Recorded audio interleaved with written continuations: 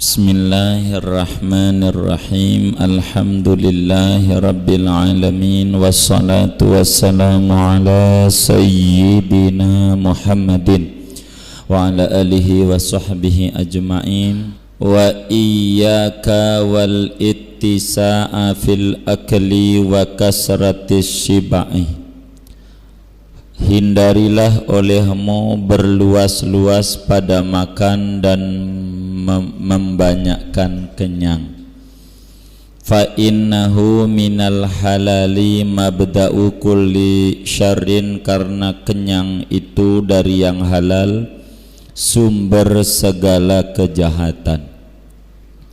Wa min afatihi qaswatul qalbi, di antara malapetaka kenyang adalah kerasnya hati. Wa fasadul fitnati, dan rusaknya kecerdasan. Wa tashwishul fikrati, dan kacau balaunya pikiran. Wal kasalu anil ibadati, malas beribadah. Ila ghairi dzalika minal afati, dan lain-lain daripada malapetaka. Wasabilul iqtisadi fil akli, jalan pertengahan pada makan itu antum sika anit ta'ami, bahwa engkau berhenti memakan, wa anta tashtahihi, padahal kamu itu berselera akan makanan itu. Wala tatanawalhu, dan jangan kamu mengambil makanan hatta tashtahiyahu, sehingga kamu menginginkan makan itu bisyahwatin sadiqatin, dengan keinginan yang benar. Wa alamatu sidqi syahwati an tashtahiya kulla ta'amin, pertanda benarnya keinginan itu bahwa engkau berselera segala macam makanan. Segini dulu, saudara sekalian. Kita pada pertemuan yang lalu diajarkan oleh Sayyiduna Al-Habib Abdullah bin Ali Al-Haddad bahwa jangan ampe masuk di dalam perut kita makanan yang haram. Sebab makanan itu ibarat motor adalah bensin. Kalau motor itu bensinnya murni, maka jalannya lancar. Kalau motor itu bensinnya campuran, maka jalannya dat-datan. Kalau motor itu bensinnya air, maka tidak jalan sama sekali. Kemarinnya begitu. Kalau orang tidak zuhur, tidak asar, tidak maghrib, tidak isya, tidak subuh, yang kayak begini menih, yakini sumbernya dari yang haram, sebab bensinnya salah. Kalau ada orang kadang ibadah, kadang enggak, kadang ibadah, kadang enggak, ini campuran. Kalau orang itu bensinnya murni, lancar, pasti dia ibadah terus. Itu begitu. Namun pada pertemuan ini akan diterangkan bagaimana sikap muslim dalam menghadapi makanan yang halal. Kalau yang haram otomatis berdampak buruk dalam segala sisi, tidak ada nilai manfaatnya. Pada pertemuan ini bakal diajarkan oleh Tuan Al-Habib Abdullah ibn Alawi Al-Haddad bagaimana cara makan Nabi dalam mensikapi makanan-makanan yang halal. Kata Al-Habib Al-Haddad, muslim yang baik hendaknya makan itu tidak berluas-luas. Arti tidak berluas-luas, segala macam mesti ada, enggak mesti begitu. Ya kalau kita pakai tempe ya tempe, besok pakai ayam ya ayam, jangan tempe ada, ayam ada, rendang ada, dan lain sebagainya. Ini namanya berluas-luas. Berluas-luas kurang bagus dalam tinjauan agama. Begitu. Jadi jangan banyak campuran. Kalau kita pakai premium saja, jangan premium juga Pertamax juga, Pertamax Plus, Shell dan lain sebagainya. Rusak ini mesin. Yang kayak begini disebutnya itu perut asbak. Itu puntung rokok Samsu masuk, puntung rokok filter masuk, semuanya masuk. Jadi kagak jelas ini tempat naruh apa begitu. Nah, Islam kurang bagus. Kurang bagus. Yang kedua, kalau makan jangan kenyang-kenyang. Jangan terlalu kenyang. Sebab makan kenyang dari yang halal itu sumber datangnya segala bentuk malapetaka. Hal-hal negatif bakal muncul dari kebanyakan makan yang halal. Bagaimana kalau yang haram? Yang halal kalau keterlaluan berdampak negatif, itu yang halal. Kata Al-Fadad, fa innahu minal halal mabda'u kulli syarr. Makan yang halal kalau keterlaluan, terlalu banyak, ini sumber segala macam hal negatif. Ini yang halal, apalagi kalau yang haram. Baginda Rasul sallallahu alaihi wasallam dalam sebuah hadis, beliau dikatakan oleh beliau, la yadkhulu malakutas sama'i man mala'abatnahu minal halal. Tidak bakal naik ruhnya ke alam langit orang yang perutnya penuh dengan makanan yang halal. Kagak. Enggak bakal mendapatkan ketenangan hidup orang yang perutnya penuh dengan makanan yang halal, apalagi yang haram. Udah susah untuk dapetin hidayah mimpi. Makanya kebanyakan kita ama Tuhan itu pura-pura. Kita tuh kalau ditanya kita, apakah kita ini butuh nggak sih sama Tuhan? Tuh pertanyaannya begitu. Kita ini butuh nggak sama Tuhan? Jawabannya butuh. Begitu. Orang kaya butuh sama Tuhan. Orang miskin butuh juga sama Tuhan. Orang kaya ya bagaimana supaya perusahaannya jangan sampai menurun. Begitu. Orang miskin ya bagaimana dia bisa hidup dan lain sebagainya. Butuh sama Tuhan. Begitu tuh. Namun kita itu butuhnya hanya sebatas lidah, lipstik belaka. Kurang begitu jujur tentang butuhnya kita sama Tuhan. Kurang, mulut doang ngakunya kita itu butuh sama rahmat Tuhan, tapi pada prakteknya kita ini kurang atau bisa dikata tidak butuh. Contoh, ada orang butuh banget pengen nonton MU, pengen nonton Chelsea, pengen nonton Barcelona, itu jam 2 bangun. Kenapa? Dia butuh. Bagaimana dia supaya kita bisa lihat main bolanya dia nih? Itu begitu. Kalau kata kita, kalau ditanya nih, kita ditanya, ibarat kita orang dagang, kita pengen nggak dagang kita untung? Nah, pengen. Tapi saya mau tanya, kalau malam ngorok apa melek? Tuh, kan itu orang yang kalau malamnya tidur mulu itu orang yang udah kagak butuh. Yang udah tidur mulu mah udah kagak butuh. Kalau orang butuh malamnya melek. Kalau dia butuh, bagaimana pengen kita nonton si Messi, malamnya melek. Bagaimana kita pengen nonton Ronaldo, melek. Butuh. Kita katanya butuh, sama dagangnya untung. Butuh nggak? Butuh. Tuh begitu. Kalau kita tanya, habis sholat tadi tuh asar, minta nggak ya Allah biar dagang saya untung? Minta nggak? Kagak tuh. Emang kita mah begitu sama Tuhan. Begitu dikasih mau pengen, minta mah kagak. Kenapa itu? penyebabnya makan yang berlebihan, kagak connect antara kalbu dan mulut, kamuflase belaka. Malam tidur, kawan kita aja yang punya mobil 10 tapi nggak tahu jamaah, mungkin juga ada yang 15, tapi kita ada yang mengukur 1-2 orang yang saya kenal. Kalau 10 maka Pak Fauzi ini kagak punya dia, kalau 10 mah begitu.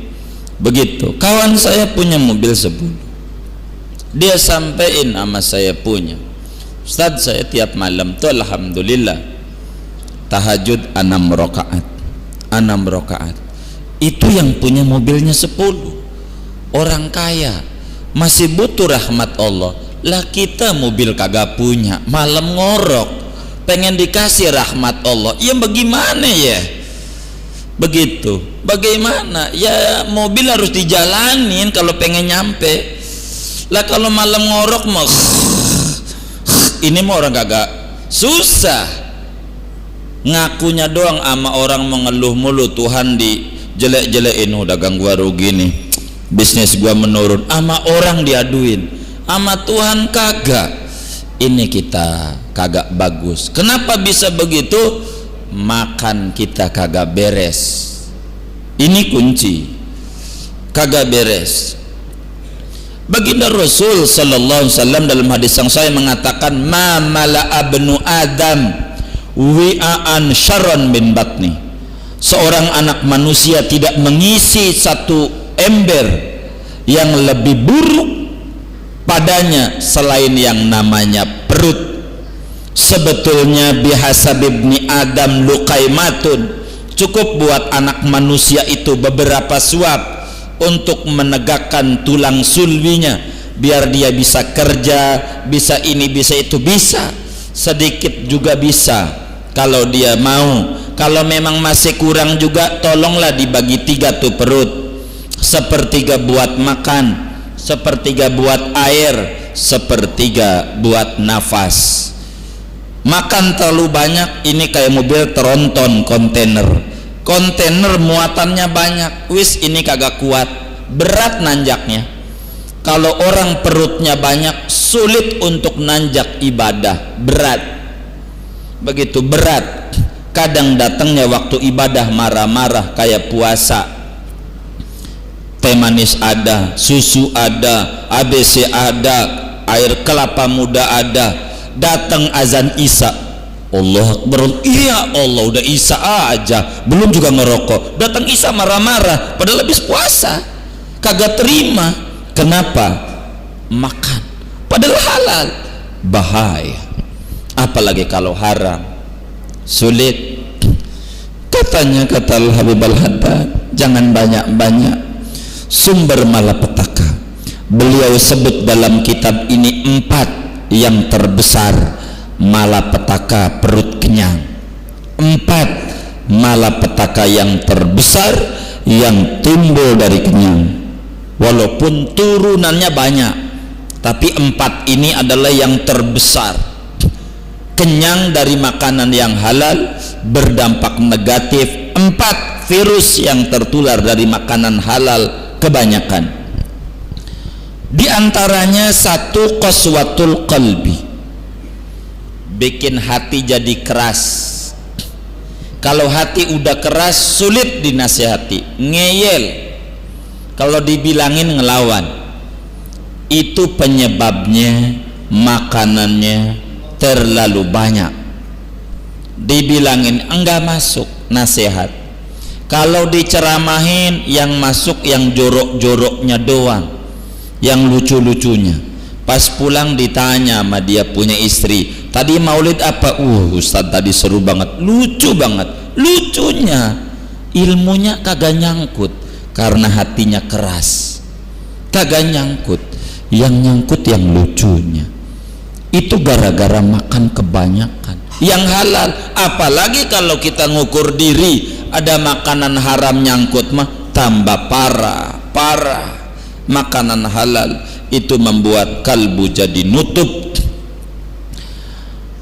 Kata Nabi dalam hadis yang sahih, seorang pendeta Nasrani masuk Islam di zaman Nabi, namanya Hudzaifah Al-Yamani. Kata Hudzaifah al-Yamani, baginda Rasul sallallahu alaihi wasallam itu bersabda, kata Nabi, man qalla ta'amuhu sahha jismuhu wa safa qalbuh.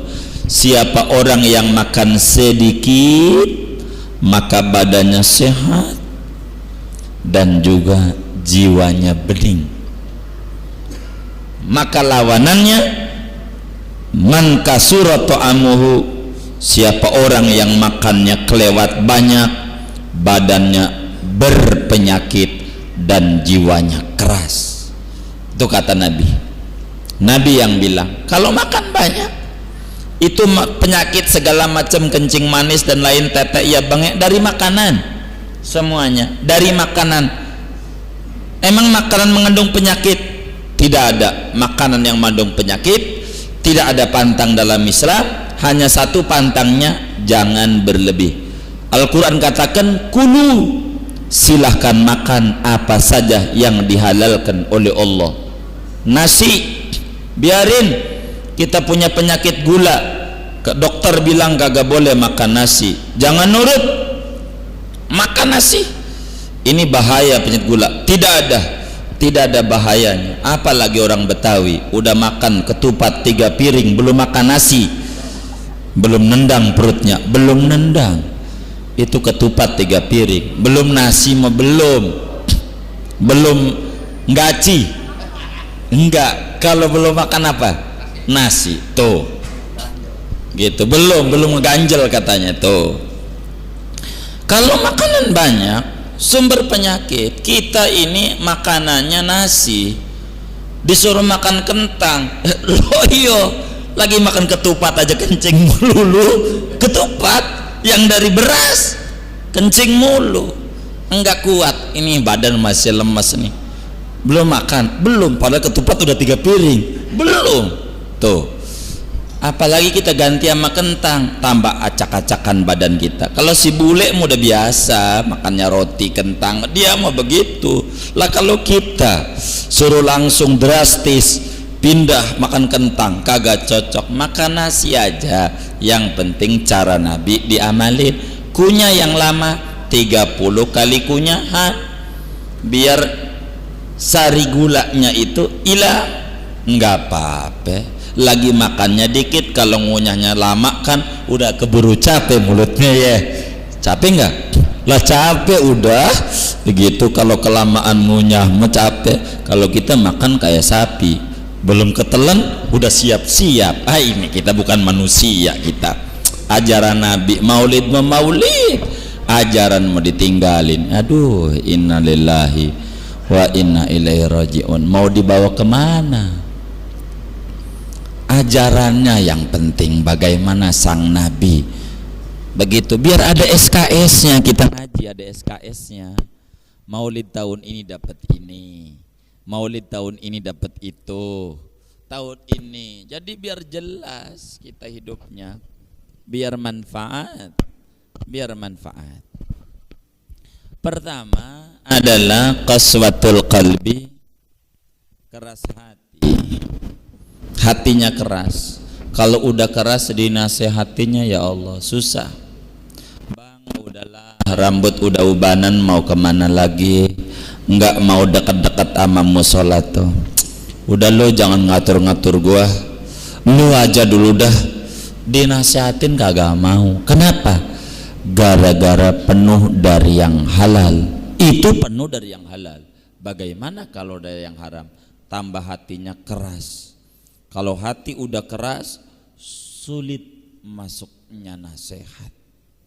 Kalau masuk kuping kanan, keluar kuping kiri masih bagus. Namanya ada masuknya. Ada masuknya. Ini mau kagak? Iya, enggak masuk. Kuping kanan kagak, kuping kiri kagak. Ini kalau udah keras begitu. Kalau kuping kanan masuk kuping kiri kan ada masuknya, ada lewatnya, mendingan. Kalau udah keras susah. Ada nasihat dari Al-Quran enggak didengar.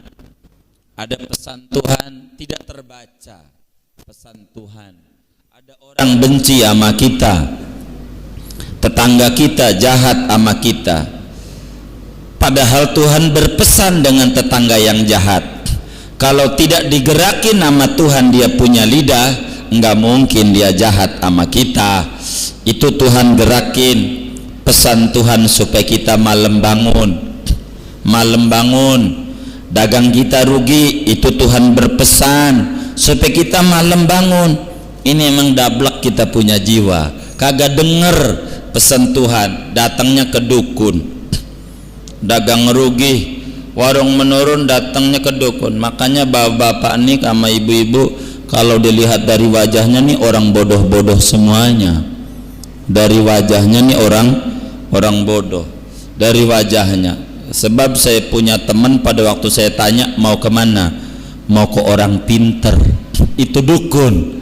Jadi ini wajahnya bukan dukun, berarti orang bodoh-bodoh. Orang pinter itu dukun, orang pinter datang, dagang kita lagi rugi.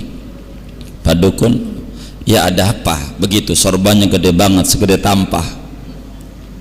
Rugi. Oh iya, ente ini namanya siapa? Woi, namanya ente ini ada yang benci.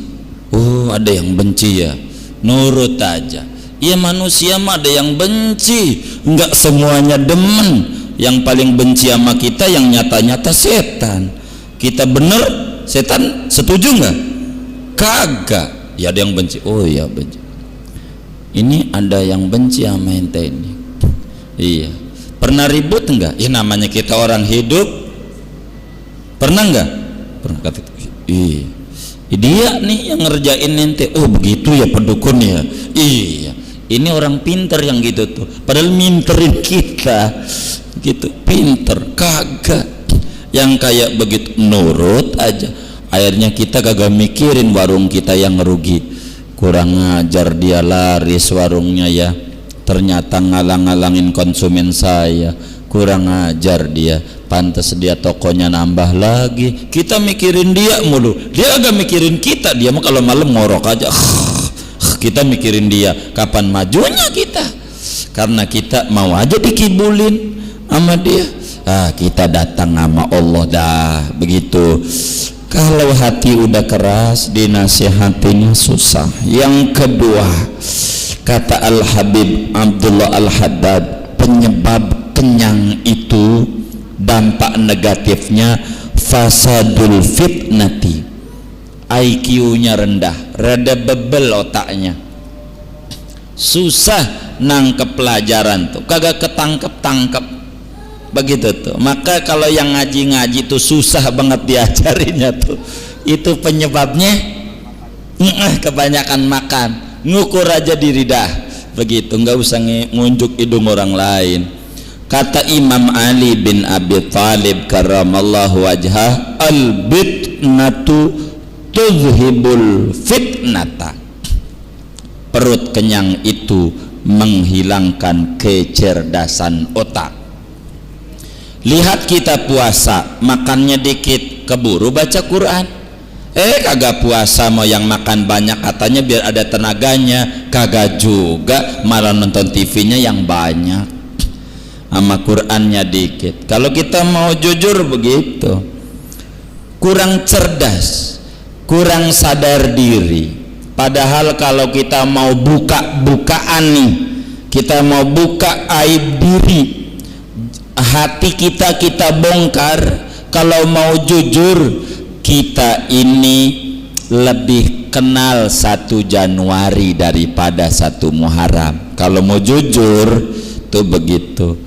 Kita ini lebih kenal 14 Februari dibanding 12 Rabiul Awal. Kalau mau jujur, telinga kita ini lebih asik dengerin nyanyian dibanding azan. Kalau mau jujur, mata kita lebih enak nonton TV dibanding Al-Quran. Kalau mau jujur, kaki kita ringan menuju Senayan nonton bola dibanding datang ke Majlis Taklim. Tapi kalau ditanya, ente tujuan hidupnya mau ke surga mau ke neraka, mulutnya mau jawabnya ke surga. Ini bagaimana ya? Jalannya ke sono pengennya ke surga, kagak ketemu. Penyebabnya satu, kurang cerdas dia punya otak, karena kelewat banyak makan yang halal. Kelewat banyak makan yang halal menjadi rusak kecerdasan, beku orang yang banyak makan itu beku.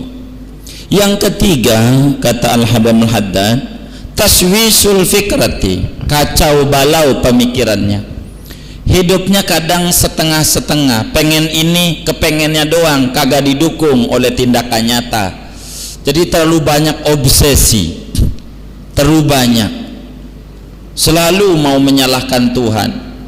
Kita ini tidak bisa menguasai angin, karena angin bukan kita punya mau. Yang kita bisa kuasai, kapal kita mau dijalanin kemana, itu yang harus kita pikirin. Jangan mikirin takdir di tangan Allah, kita ini dikasih tugas apa, ini yang harus kita pikirin. Kurang cerdas, dia punya otak. Makanya Luqman Al-Hakim yang namanya diabadikan dalam Al-Quran, kisah seorang ayah yang baik yang tidak mau masuk surga sendirian, pengen anak-anaknya semuanya terangkut masuk surga juga, nggak pengen bahagia sendirian, anak-anaknya diperhatiin agamanya demi supaya mereka semuanya selamat. Dia bilang sama anaknya, dipanggil satu hari, ya bunayya idzam tala'atil ma'iddatu, wahai anakku, bila perut besar nih, perut besar kita ini penuh dengan makanan, namatil fikratu, kecerdasan, kejeniusan, potensi akal yang ada akan tidur, anggota badan pun akan malas beribadah, ide-ide brilian tidak bakal keluar kalau orang itu perutnya penuh. Perut kita ini kalau mau jujur, jamaah ucus kita panjangnya itu adalah 18 jengkal. 18 jengkal. Sejengkal begini nih ya, 20-an, 20 ke 18 bisa dihitung. Perut kita tuh lebih panjang daripada ucus sapi. Begitu, sapi sekali makan udah cukup, sore kagak makan lagi. Kalau kita kan kagak. Begitu, pagi udah makan nasi uduk semur jengkol pagi-pagi. NU namanya, NU alirannya, aliran nasi uduk pagi-pagi. Itu begitu, nasi uduk tuh kebuli Betawi namanya. Orang Betawi kebulinya ya nasi uduk dah. Itu begitu. Udah nasi uduk, ada tukang somai, beli lagi. Bakso, beli lagi. Udah apal banget, jam sekian makan bakso, jam sekian. Dia kagak pikirin jiwanya, yang dipikirin perutnya aja. Nggak mau cerdas, dia nggak cerdas. Kenapa? Kebanyakan makan. Ucus kita ini panjang, ucus ini kalau ucus ini penuh dengan makanan, bahaya. Sawah kalau airnya banyak airnya, itu pastikan padinya pada mati. Perut kita kalau kebanyakan air penyebabnya banyak makan. Orang banyak makan, banyak minum. Orang banyak minum, banyak tidur. Orang banyak tidur, gemuk dia punya badan. Orang yang gemuk punya badan, malas segala macam, lama-lama jadi keras hatinya. Kebanyakan makan mulu. Tempat kuliner mau di mana-mana hafal banget tempat makan. Di sono tuh ya ada nasi kebuli enak banget, Abu Salim tuh, Abu Salim Condet Raya, hafal banget. Majlis taklim samping rumahnya kagak tahu. Tempat makan di mana-mana tahu aja. Ya Allah ya Rasul, kalau ditanya ente ke surga apa ke neraka, ya ke surga. Ini bagaimana yang ngerubah ayat Al-Quran, wa ma khalaqtul jinna wal insa illa liya'budun, diganti illa liya'kulun. Makan mulu yang dipikirin, makan. Innalillahi wa inna ilaihi raji'un. Mau bagaimana ya? Iya, mau hadiri maulid nggak? Ada kebulinya nggak? Kebulinya bukan Itu maulid ada ceramah nggak biar ngaji kita? Kagak, kebuli. Ya Allah, jadi kagak dapet gitu. Perasaanmu aneh udah cinta banget sama Rasul, kagak begitu, kagak.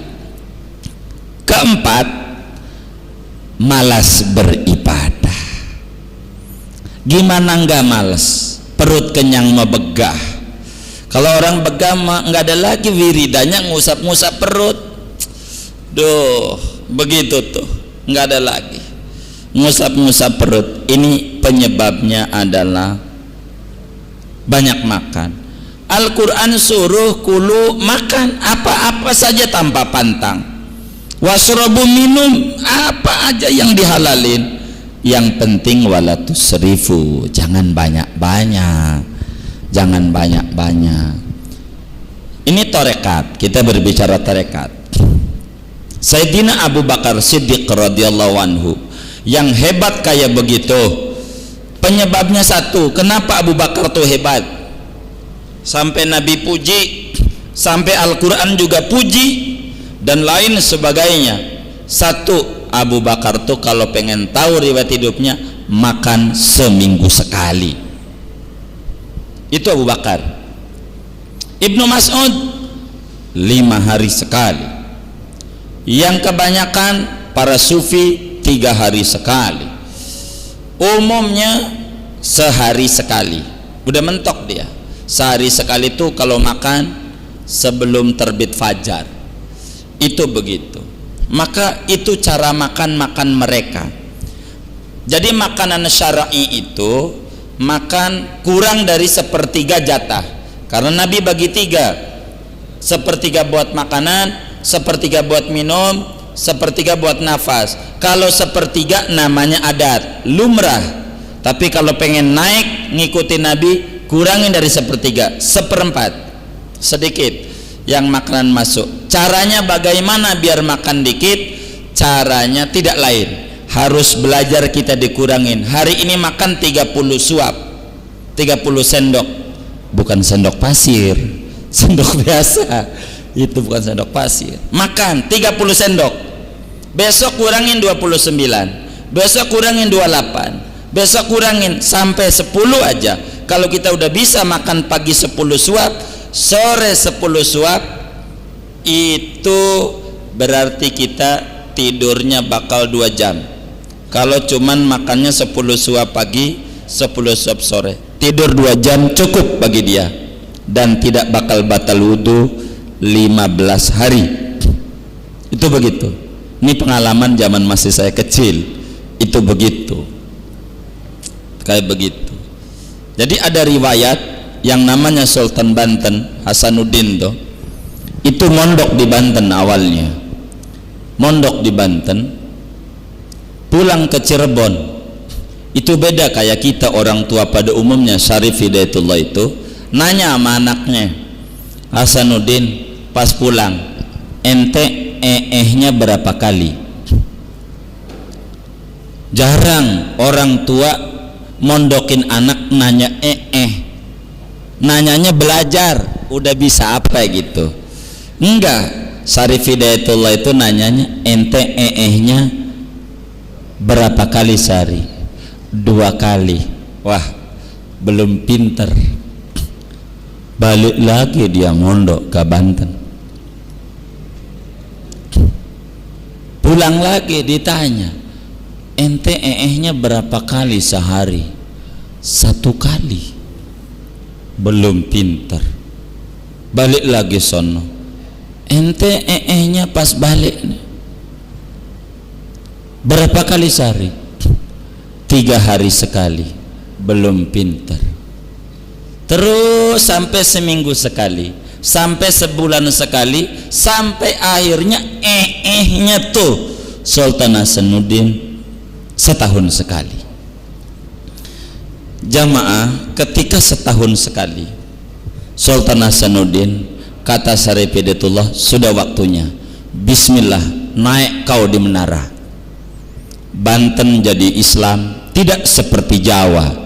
Sampai detik ini satu rumah ada Kristen, ada Kejawen, ada tetek ya bengek, walaupun wali sampai songok itu turun.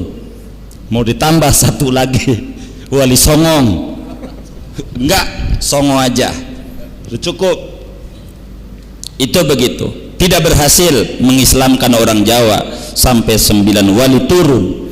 Tapi di Banten sekali Islam tidak ada satu rumah pun yang agamanya klenik-klenik, apalagi Kristen. Itu begitu. Kenapa? Karena zikir makanannya. Yang mengenyangkan itu zikir, bukan bentuk makanan. Kalau yang mengenyangkan makanan enggak begitu. Ada orang makannya sama porsinya, makannya. Ada yang 2 piring baru kenyang di antara kita. Ada yang sepiring kenyang, ada yang setengah piring kenyang, dan ada yang 1 sangku belum kenyang-kenyang. Contohnya Samson Betawi, kagak kenyang-kenyang. Itu begitu. Jadi kuncinya bagaimana jiwa kita. Jiwa itu sang Nabi makannya dikit, jamaah, dikit makannya, jadi cerdas. Fatimah Zahra makannya dikit, cerdas, otaknya semuanya begitu. Apalagi diiringi puasa. Nabi katakan, inna syaitana la yajri min ibni adam majrad dam.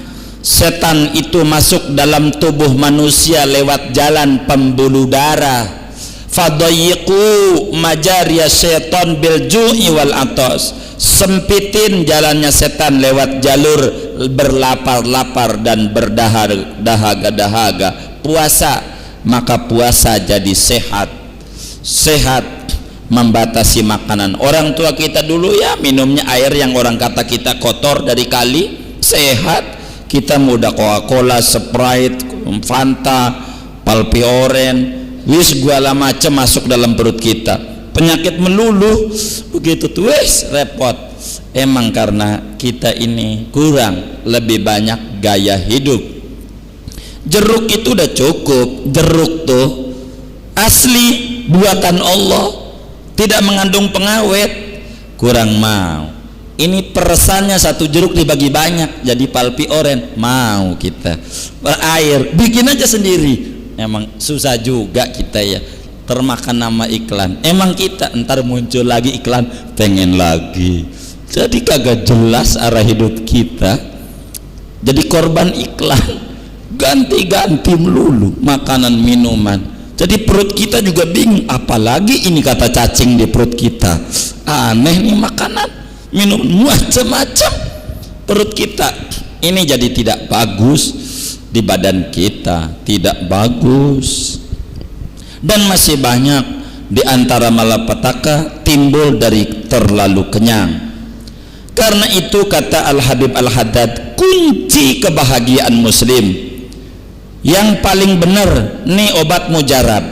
Singkatnya kata Al-Haddad, cara makan Islam supaya kita ngikut Nabi dan salafus soleh, makan ketika lapar dan berhenti sebelum kenyang. Itu aja. Itu ala Nabi. Berhentilah sebelum kenyang. Masih selera berhenti. Dah, itu kunci sehat.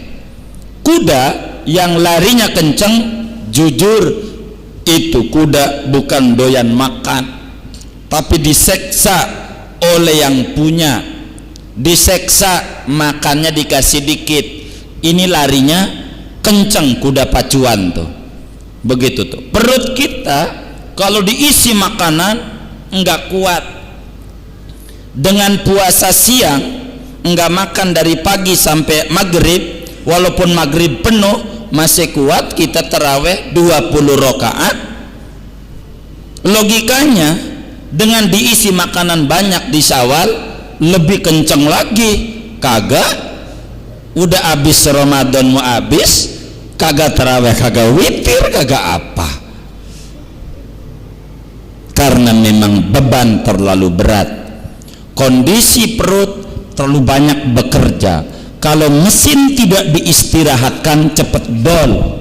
Perut kita kalau tidak diistirahatkan dari makanan, makan lulu, ini banyak kerja, sehingga otak tidak keburu disuplai oleh darah kita untuk cerdas memikirkan sesuatu, karena terlalu banyak segala sesuatu untuk membakar kalori-kalori yang ada dari makanan-makanan yang ada, dan ini yang menjadikan repot.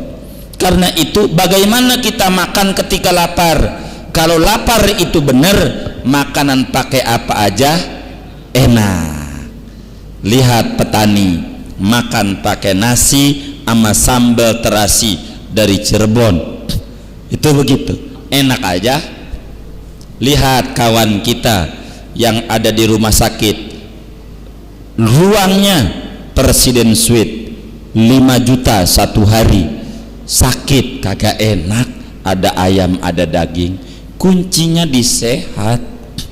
Kalau kita selera, kita lagi ribut aja sama bini kita, makan kagak enak, rendang padahal begitu, kagak enak enggak?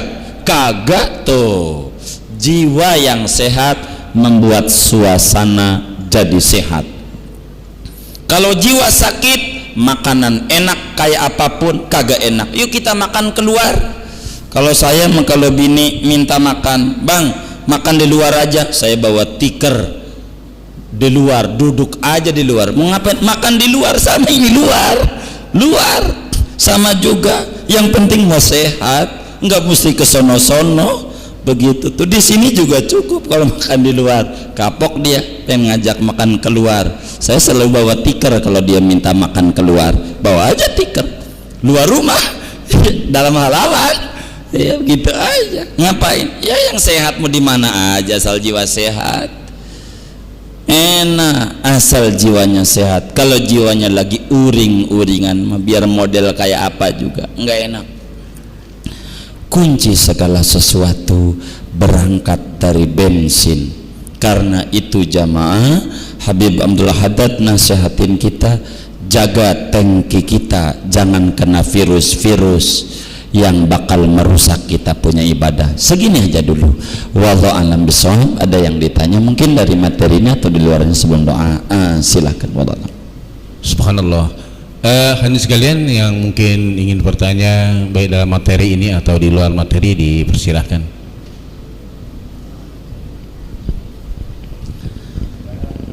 Iya, kita baca doa ya. Baca Fatihah, duduk kita di majlis ilmu, mudah-mudahan menjadi sabab dosa-dosa kita diampuni oleh Allah Subhanahu wa taala. Akhlak-akhlak buruk yang ada di jiwa kita mudah-mudahan Allah gantikan dengan akhlak-akhlak yang terpuji. Rasa syukur dan keinginan kuat untuk terus belajar setapak demi setapak mengikuti tuntunan nabawi, mengikuti ajaran-ajaran yang disampaikan salafus saleh dari sang nabi. Mudah-mudahan dengan duduk kita di majlis ilmu, Allah mudahkan urusan-urusan kita, Allah kabulkan hajat-hajat kita, Allah berikan keberkahan dalam segala usaha kita, Allah luaskan rezeki kita yang halal buat bekal ibadah kepada Allah, sehat walafiat, umur yang panjang untuk taat kepadanya. Anak-anak kita moga-moga dengan duduk kita di majlis ilmu Allah angkat derajatnya, makin hari makin menjadi anak yang saleh dan salehah, bakti kepada Allah dan Rasulnya, taat dan hormat kepada kita orang tua. Mudah-mudahan duduk kita di majlis ilmu mengkaji akhlak-akhlak Rasulullah, mudah-mudahan Allah berikan hidup kita laksana hidupnya hamba-hamba Allah yang saleh. Allah wafatkan kita laksana Allah wafatkan hamba-hambanya yang saleh. Allah kumpulkan kita di akhirat kelak pada waktunya nanti.